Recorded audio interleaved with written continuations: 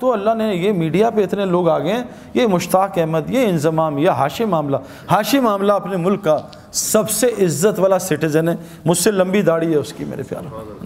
اور میں جب ساؤتھ افریقہ گیا ڈربن میں، تو میں نے ہاشم کے، جب میں وہاں ادھر میری بات تھی، اس میں 90% نان مسلم تھے، تو ہاشم ابھی بھی جہاز سے اترا تھا انڈیا کا ٹور کر کے، 1.5 مہینے کا سفر کر کے، تو موبائل آن ہوا تو اس کے دوست نے کہا کہ تمہیں گھر چھوڑوں، تمہارے بیوی بچے آئے ہوئے ہیں، کہتے ہیں اور یا سعید انور کا وہاں بیان ہے اسٹیڈیم میں، وہاں جاؤ گے؟ کہا میں آ رہا ہوں، بیوی بچوں سے مل کے بیان سن کے پھر گھر جاؤں گا۔ وہاں آیا، بھائی جنید بھی ملے، اس نے بات سنی، تو میں نے اس کے جو کرکٹرز تھے نا اس سے پوچھا کہ ہاشم، تم سارے نان مسلم، ہاشم کا کیا ایفیکٹ ہے تم پہ؟ کہتے ہیں یار جب بھی ہم میچ ہارتے ہیں یا ہمیں پریشانی، آؤٹ ہوتے ہیں یا گندا کھیلتے ہیں، ہم ہاشم نا یہ نماز پڑھتا ہے، قرآن پڑھتا ہے، ہم اس کے چہرے کو دیکھتے ہیں، اس کے چہرے کو دیکھ کے ہمیں اتنا سکون ملتا ہے، ہم سوچتے ہیں اس کے اندر کتنا سکون ہوا ہے۔ ہم سکون کے لیے تو سب کچھ کر رہے ہیں۔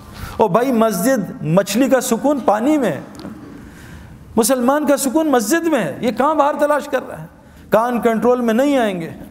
ہاشم معاملہ کہ کیسے کنٹرول ہوا کہ وہ ان کو کہہ رہے ہیں 19 سال کے بچے کو کہ تو نے کرکٹ بننی ہے، تجھے کھلائیں گے، تجھے سٹار بنائیں گے، تو شراب کا اسٹیکر لگا۔ شراب، جیسے آج ہمیں کہتے ہیں کہ لڑکی چاہیے نوکری، پہلے داڑھی صاف کرا، کہا جی میں ابھی فوراً کرتا ہوں۔